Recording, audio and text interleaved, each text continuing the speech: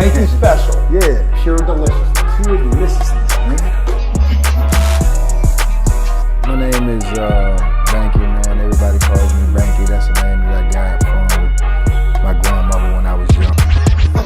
I'm coming out here after 30 years. Yeah, I ain't got nothing, but I'm gonna have something because I'm rich in personality, you know, and I'm rich in love. My family love me, and that's really all that counts.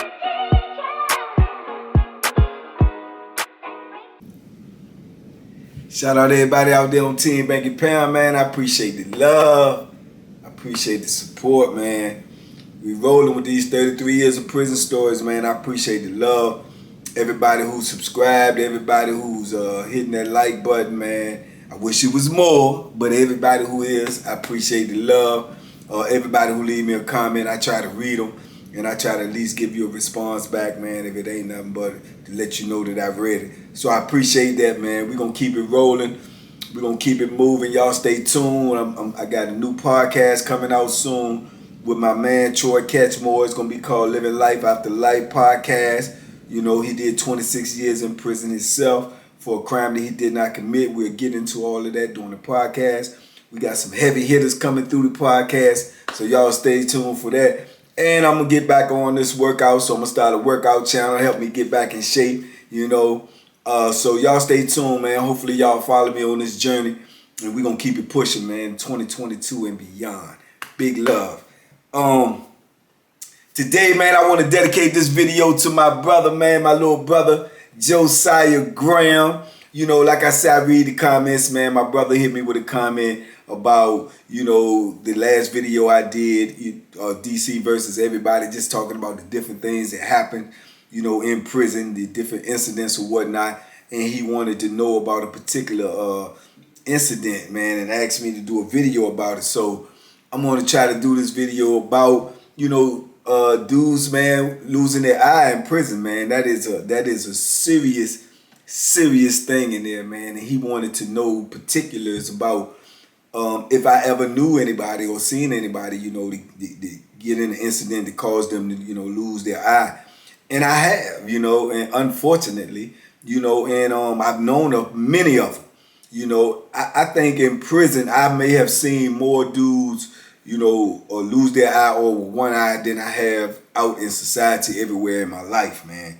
And it's crazy, but, you know, like I say, prison is crazy. So it's a crazy thing, man, but it's actually a thing in prison, man. It's actually a thing, man. When dudes get to beefing with a dude, man, and get to that you know, level where it's that serious and dudes is just trying to hurt you and or take your life, you know, dudes be aiming for your eye. You know, they trying to take your eye out, man. Yeah, trying to take your eye out, you know. And I can remember, man, you know, hearing about that, you know, and it kind of like shook me up a little bit because, you know, just the thought of losing your eye, man, or walking around with one eye or a patch on your eye, man, it's just, man, that's horrific. You know, it's horrific. And you got dudes in there. I've seen dudes in arguments or whatever, or seen dudes mad and talking about, yeah, I'm gonna knock his eye out, you know, or yeah, I'm gonna take his eye out, you know, things like that, man. You know, though it sounds, you know, violent, and it is violent, and it sounds crazy, you know, especially to people out here in society who ain't lived in this environment. But when you in this environment, man, these are the type of things that occur on a regular basis, man. Dudes get mad, dudes get angry, dudes want to, you know, hurt you, want to take your life, want to, you know, and it's petty, but in this environment it's not petty, it's serious, it's deadly serious. But it comes from a lot of the frustration, I believe, that what people is going through. And it's sad in a way because, you know, like I say, it always pit us against each other when, you know, we all in the same boat. We all trying to survive, man. We all trying to, you know, make it back to society, make it back to the streets. And, you know, I heard this saying, I've said it a couple of times on my videos before, but it's crazy though, but that's how it is because the same dog bit you, bit me. You know, we in the same position and we all trying to get out, but we all at war with each other. Either it's where you from, what you look like, what you have, what you don't have, what you getting, what he ain't getting. You know what I'm saying? It's just crazy, man. It's just insane. when you look back on it in retrospect. But to be totally honest with you, when I was in the environment, it seemed, or it became just normal to me. You know, it became normal to me. It was the new normal because I was living in it. And when you living in it, you cannot remove yourself from it and think, oh, this crazy, or this, I can't, nah, because then you end up being on the receiving end of it. You end up being a victim of it when you try to detach yourself away from the insanity that's going on. You become a victim of that insanity. So you have to, like I say, when in Rome, act like Romans, man. You have to do whatever it is that it calls to be done when it's time to go, because you either gonna be a victim, or you gonna be a survivor, or you gonna be, an aggressor. It's either or, and man, I've seen some dudes, man, get late, with getting hit in the eye, man. I've seen some dudes get hit in the eye and did not lose their eye, but had a patch on their eye for a year and a half while their eye was healing. I've seen dudes get in beef, man, and lose. I think the boxing, remember when I told y'all they took the boxing out of the system? If I'm not mistaken, man, they took the boxing out of the system, the traveling boxing, when we used to go from prison to fight, because of that exact incident right there. To my understanding, one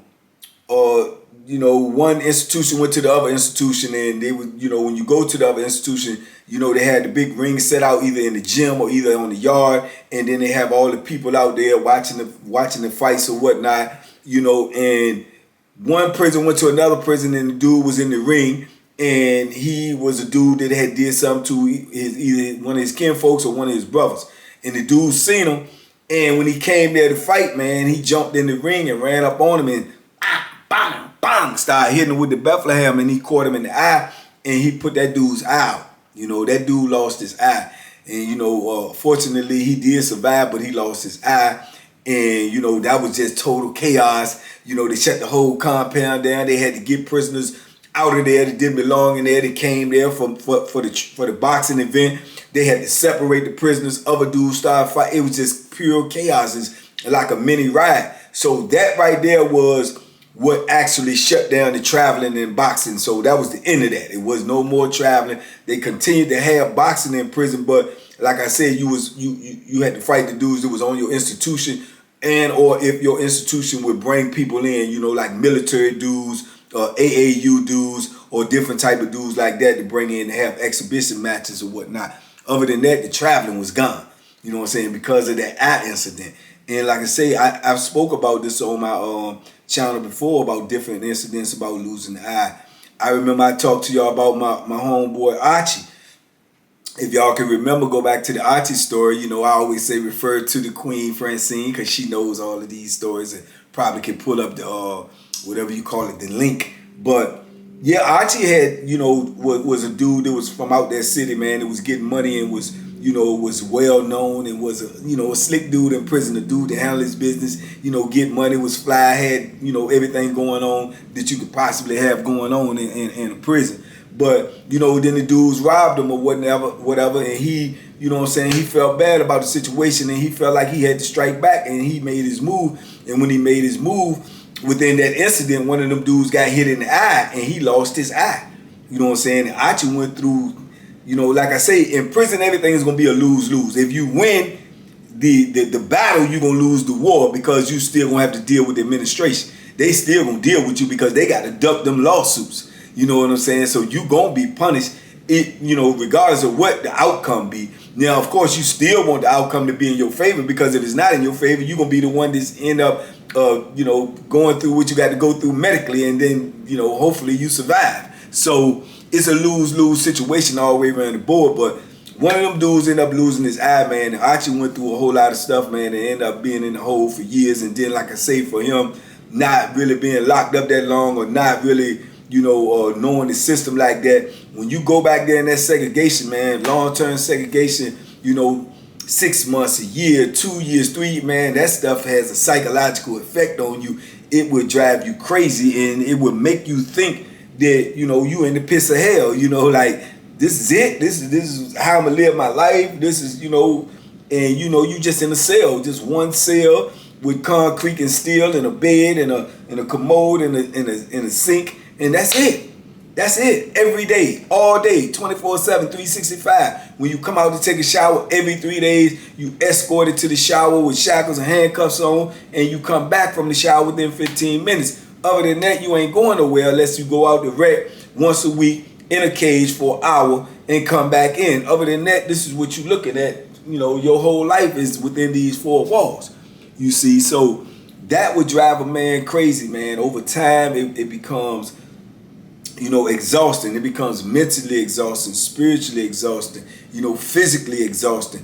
And, you know, if you don't get up and stay active back there and work out and keep your body limit, your body starts to become hurting and sore, and, you know, you don't want to get up, and then you don't want to lay down. It's just like, it's mean, man. And then, like I told y'all as well, you know, recently, and they had been doing this for decades before I got into prison. And, you know, like I say, unfortunately myself, I've spent years in the hole.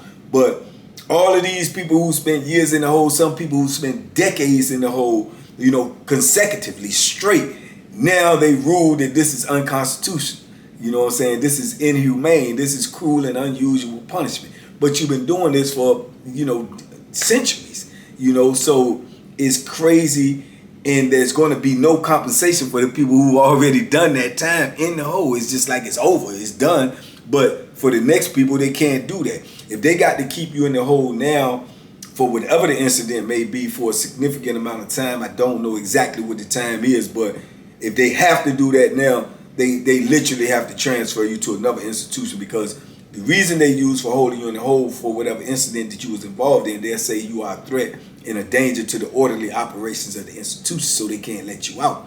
So now, if that is the case, they got to ship you to another institution where you can be let out, because they said it's cruel and unusual punishment to keep a man in that isolated environment for long periods of time, because it will have a major role on his psychological, a major role, psychological effect on his brain. You know, so this is the things that you go through, man, while you're incarcerated, man, trying to survive and trying to navigate your way through this jungle that you're in, because make no mistake about it, it is a jungle, you know. And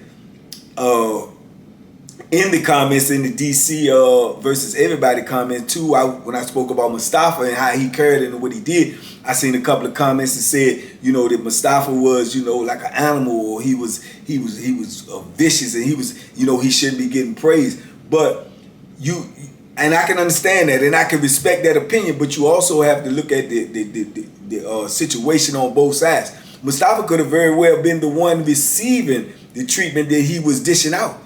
You see what I'm saying? And I heard this from Bo. This is one of Bo's, salute to Bo Billy. This is one of Bo Billy's statements too, when they say that Bo Billy say, dudes say, yeah, well, you always did something to this dude or that dude, or they was weak or whatever. And Bo say he never knew anybody in prison who was weak. Because if you was strong enough to commit the crime to go to prison, then you should have knew what was going to happen when you got in there, and you should have been prepared. You know, and that has some truth to it, because, you know, unless you're actually innocent for your crime, you know that you know what you're doing can cause you to be in an environment like this. So whatever happens to you when you're in that environment is going to be something that, in one way or another, that you brought upon yourself. Even with me, I could have been killed at any time. I could have been, you know, a person that lost his eye or whatever, God forbid, but it could have happened to me if I allowed it to happen to me. I refused to allow it to happen to me, and thank God that it didn't.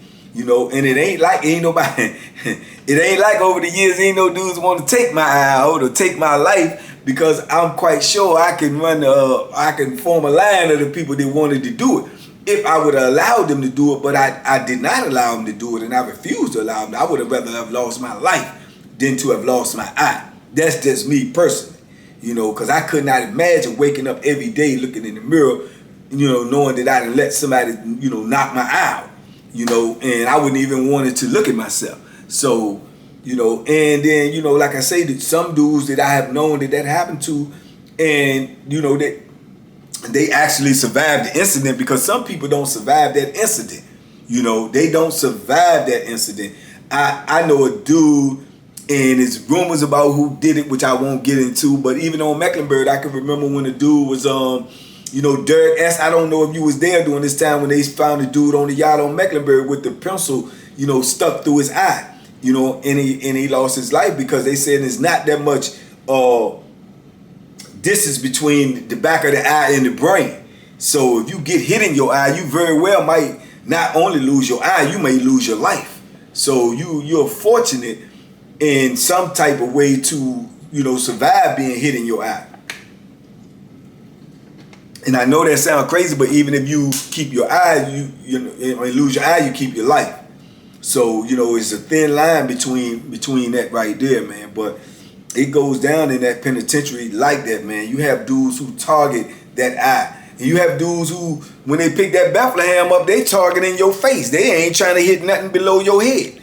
Yeah, they ain't trying to hit nothing below your head. You got dudes that pick it up because they want to stop you from harming them. They want to make sure that you're not able or not capable of recovering from the damage that they do to you, where you can inflict that pain on them.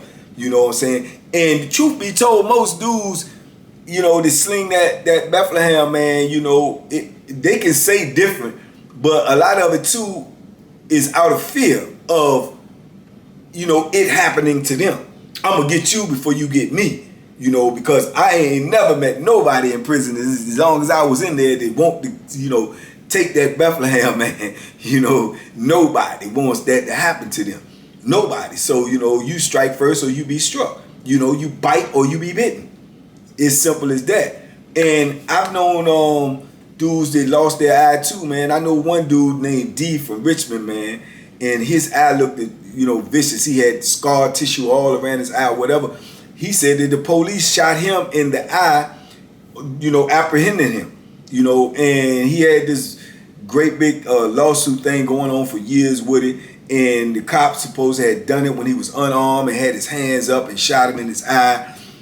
I was around him for some years. He was a good dude, man. And the cop actual wife divorced him because of the incident, and she was one that actually was sending him money during his entire incarceration because she felt so guilty of what her husband did, because she felt like it was a racist act as well as a violent act, and it was uncalled for, man. But it don't change the fact that he still lost his eye.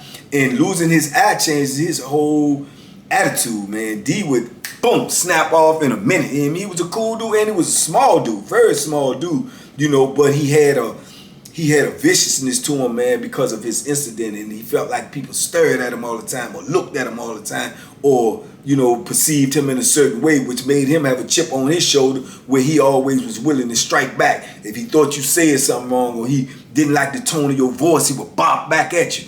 And Deal picked that Bethlehem up, and you can rest assured, you know what he was targeting. He was targeting your eye. If you want to laugh at his, he want to give you one. You know what I'm saying? Straight like that. And these are the type of dudes I've met over the years. I actually ran into a dude, man, that was one of the few dudes he may have been at this time. I'm trying to recall, it was Mecklenburg, so you're talking about 90, it was a Powhatan, so you're talking about like 98 or 99. So you're talking about me being in prison for a little while. He probably one of the first dudes that I ran into that I actually knew on the street. I knew his sisters, I knew him, I knew his family. And man, when I said this story before too, or spoke on it briefly, when I got to Powhatan and I was walking inside the block that I was assigned to, dude was coming out of the block and walked up to me and hugged me, and it kind of like threw me off because I didn't know who it was. I didn't know if it was a friend or a foe. So, and he had one eye. And I can remember telling y'all that I went to Troop and asked Troop, but who was that with him? And it was a dude that I actually knew from the street, man. His name was Wheat. And he had lost his eye in the jail, to my understanding. Dude stabbed him in the eye in the jail, and he ended up losing his eye, man.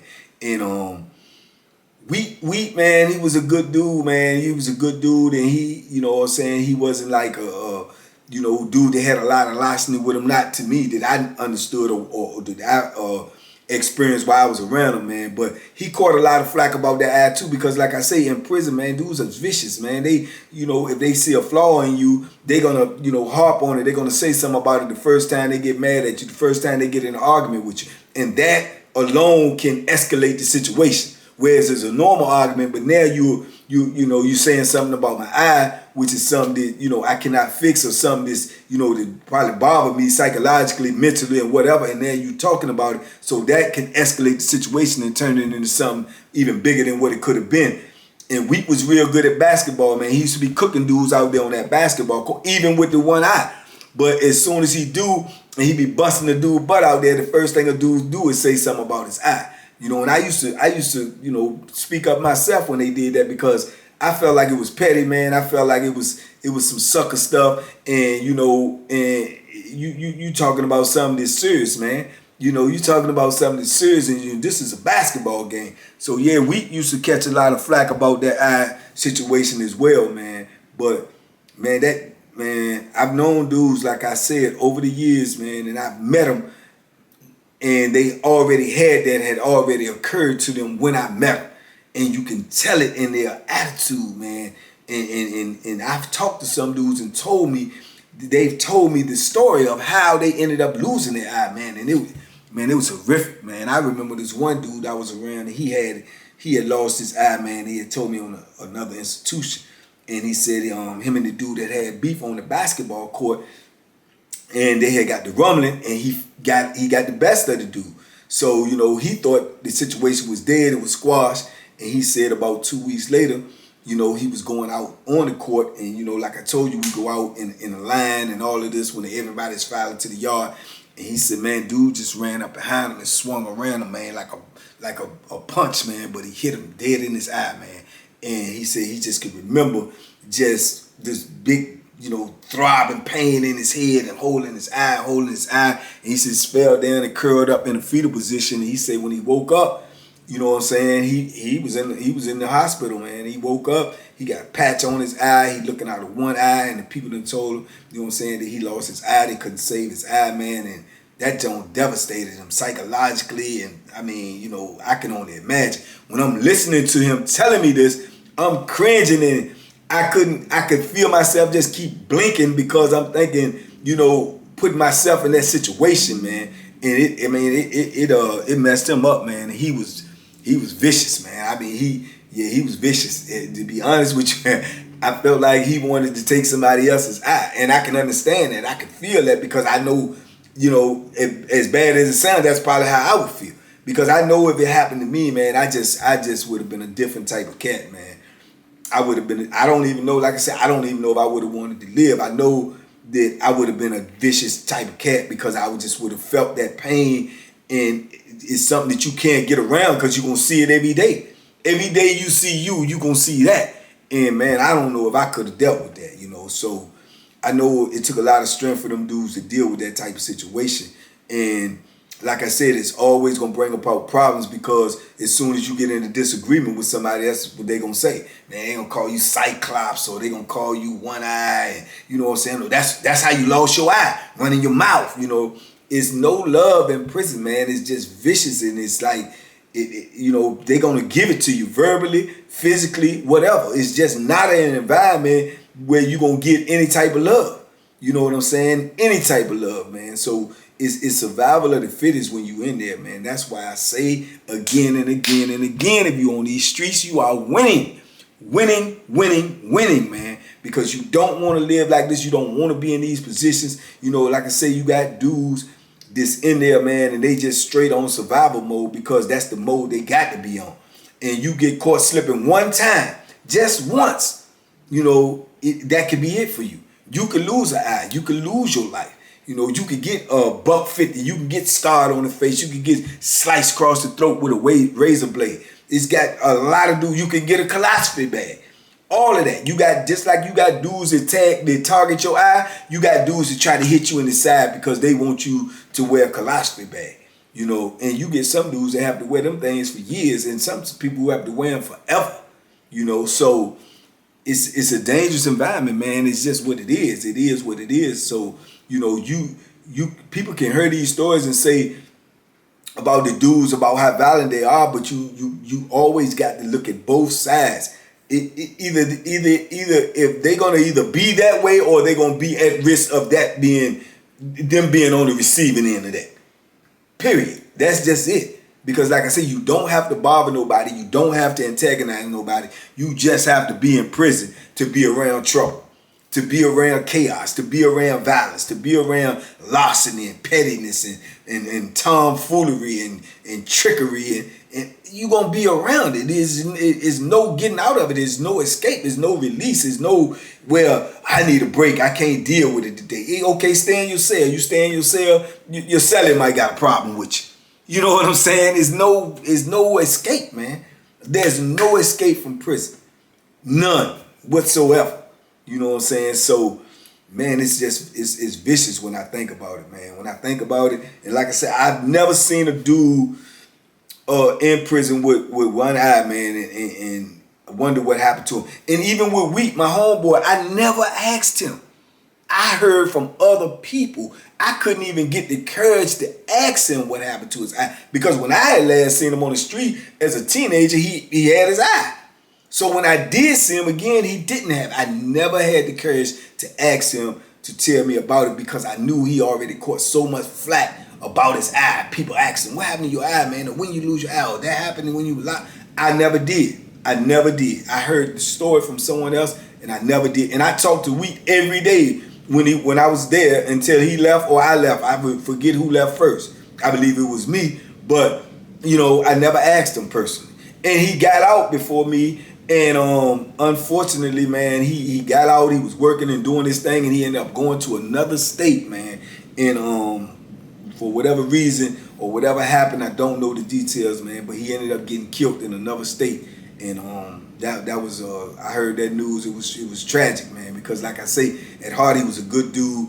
He didn't have no whole lot of larceny with him, man. He just was all around fun dude, man. So, you know, like I say, in prison, man, you know, bad things happen to people with good hearts, man. It just happens. You know what I'm saying? It's just the nature of the environment.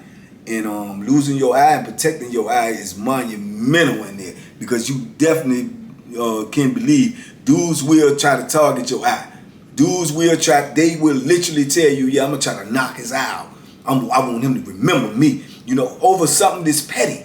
And they're not thinking like that or on that level at the time. All they're thinking about is, I want to harm him, I want to hurt him, he want to do this, I want to make sure he remember me. And they scared to get the murder charge because they scared to get the electric chair. So, you know, the alternative is to try to get you a colostomy bag and try to put you out. You know, that way, if I do get some time, you know, it ain't going to be a lot. I'm already doing this amount of time. I ain't going to get the electric chair. This is the thinking. This is the thinking of the type of dudes that you got to deal with. So if you sitting over here thinking in your mind that I'm just going to be humble, I'm just going, man, this is what you're going to be dealing with. This is what you're going to be, you know what I'm saying? This is your opposition. So in order to face your opposition, you got to be able to face force with force. If they're thinking on this level and you're thinking on a humble level, who you think gonna get hurt? Who you think gonna have a patch on their eye? Who you think gonna have a bag on their side?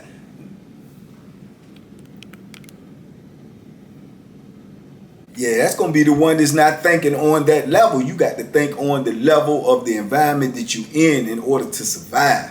That's just, you know, self-preservation. Because, like I say, man, many dudes have gotten, you know, late trying to avoid violence than the ones who were prepared for violence. Because that's just the nature of the environment. Period. There's no other way around it. You know, and like I said, a lot of dudes have been lucky though, man. A lot of dudes have escaped that, man. A lot of dudes have been in situations where they done got hit close to their eye, or got hit above their eye or under their eye. And they wear the scars for that, but they kept their eye. You know, even in the incident I told y'all about where the dude lost his life with the DC Richmond thing. And, you know, two of my homeboys, shout out to Mo and Scotty. Mo I just talked to last night too.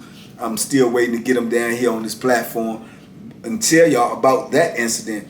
But Scotty was laid in the salad port, man, because they were stuck in the salad port with dudes that had brass knuckles and knives, and they just had their bare fists. And both of them got hit up real bad. As I told y'all, Mo almost lost his life. Scotty almost lost his eye. Everybody thought he did lose his eye because he was laying down there just holding his eye, and because he had got hit right beside his eye. But he almost lost his eye. Because like I say, when that Bethlehem get to swinging, man, it ain't got no, destination besides your body. So you got to be moving and trying to protect yourself and trying to, get this up off of you. So you're fortunate, man. If they swinging up top and you don't take no blow where it's gonna damage you forever, you lucky. You lucky. And I've seen dudes with their eye like that, and I told you they have complexes already. And I seen young dudes joking dudes that they see with their eye like that. And I remember seeing a young dude joking the dude with his eye like that. And he was an older dude, man, but the dude was joking him and a couple of other little young dudes, they laughing, they calling him Cyclops and they woo. But they joking where he can hear him. And the very next day, he ran up on one of the young dudes and started poking him. Yap, yap, yap. You know what I'm saying? And it was a young boy. But ain't nobody caring how old you is when you in prison. You in the same level as everybody else. You in the same position as everybody else. And he thought it was funny. And now he ended up with a couple of holes in him and he had sent to medical. And the old dude was ready to get the rest of them. But guess what? They won't even trying to help him. They won't trying to run up on that Bethlehem. You know what I'm saying? And I guess he won't tripping about the case he was going to get. I guess his pride was hurt enough where he felt like that's what he had to do. And that's what he did. You know what I'm saying? And that young boy was crying, man, and screaming like his mom was putting that belt on him when you young. Trying to get away from that, that pain that the dude was inflicting on him. All because he wanted to joke on somebody else's already, a mishap. So, it's vicious, man. It's a vicious world in there, and it's vicious things happening there. And that's just what it is. And that's why I be trying to implore you young dudes to stay out of this life. Stay out of this life. I know there's a lot that goes on out here, but you can walk away from it. You can get away from it. You can move around. You cannot do that in prison. It's not going to happen. It's not going to happen. It's ever present. It's everywhere in prison. And, like I say, you got dudes that think on different levels, and you got dudes that think on crazy levels. And then you got dudes that want to do something so vicious because they straight scared. They want to do something so vicious because they may be facing a life sentence. They may be facing 80 years, 100 years, and they scared. And they want to do something so vicious that make people think twice about doing something to them. You understand? They might want to do something so vicious that it make people think twice about doing something to them because they ain't built for that every day. They ain't built to go to war at the drop of a dime. They ain't built to be ready whenever whatever comes to them. But they may feel like they can create one incident and they can pick a target. They can pick, and it might be you. They can pick somebody that they can, and create a beef and do something to somebody where everybody says, oh yeah, well he did that. And that works sometime, man. It also works for a limited amount of time. Dudes may still say, oh man, he did that because he was a coward. He did that, he was scared. Oh, I'm gonna see. He don't do that, and you may have to produce again. So it's man, it's hard to explain, man. It's hard to explain because it was even harder to live. But it's hard to explain, man. It's just like, I don't know, man. It's a crazy world, man. Looking back on it now, I feel humbled and blessed, man, to come out there intact. I took a couple of bumps and scratches and bruises, but thank God, nothing like that, man. Cause I don't think I could have dealt with it, man. I don't think I could have dealt with it, or I know I would have dealt with it in a probably the most horrible way to deal with it. Whereas to y'all wouldn't have never met me, because I couldn't live like that, But it was always a threat, and it was always something that you had to be aware of. And, that's why I tell you a lot of dudes out here now that's been locked up a long time, you see them always looking around and they don't like a lot of people or moving parts around them because sometimes it comes like that. It comes like that. Dudes got some dirty games in there, man, tricky games, man. They might be walking with his buddy, just come on, walk with me, act like I got something to talk to you about. But his buddy may not even be aware. but he just want to walk by you and act like he in conversation, and then he might push the dude out the way, and man, you know, and you sitting there, you know, with your bowl or your cup in your hand going to the microwave, and you see them talking, and you ain't even ready for what's coming at you.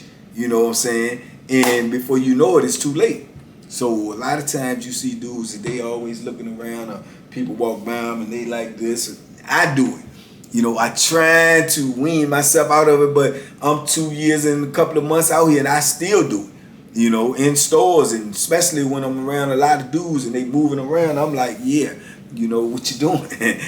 What you doing? You know, so, you know, it's life learning lessons in there, man, and it's life surviving lessons that you have to learn while you in there too, man. But, you know, yeah, I just wanted to give y'all that, man, that eye. And that man, your vital parts are targets when you're in prison, man.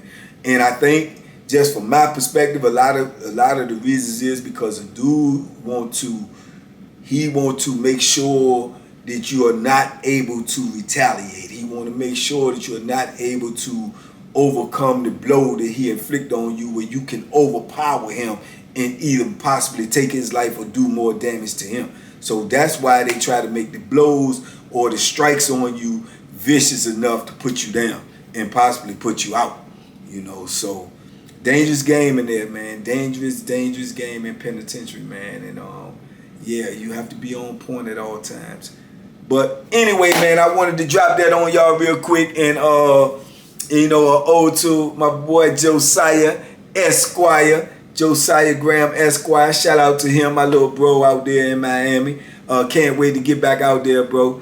But yeah, that's just a little bit of it, man. If y'all want to know more about it, let me know. And it's, you know, like I say, you got other incidents as well, and other you know, rules of war in prison. So that right there is protect your eye, protect your life when you're in prison, man. But more importantly, like I said, man, it's a blessing in every lesson. And the lesson is, man, protect your freedom.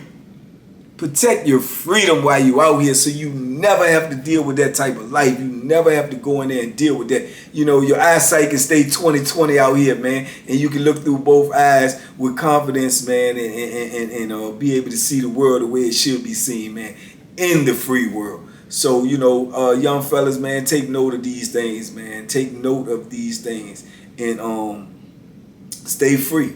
Stay free, man. Listen to these lessons. Share these videos, you know, hit me in the comments. Let me know what else y'all want to know about. It's so many different things. You may not just have to say something to strike my memory about something. So hit me in the comments, man. Y'all like the video, share the video. Y'all be safe out there, be smart, make good decisions, man. Protect your body, protect your life, protect your freedom. Boom, and duck them hooks, man. Boom, boom, boom, boom, boom, boom, boom. I still got a little speed, man. A little bit.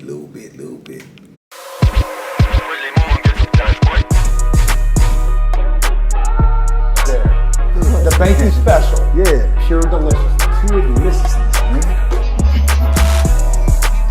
My name is Banky, man. Everybody calls me Banky. That's the name that I got from my grandmother when I was young. I'm coming out here after 30 years. Yeah, I ain't got nothing, but I'm gonna have something because I'm rich in personality, you know, and I'm rich in love. My family love me, and that's really all that counts.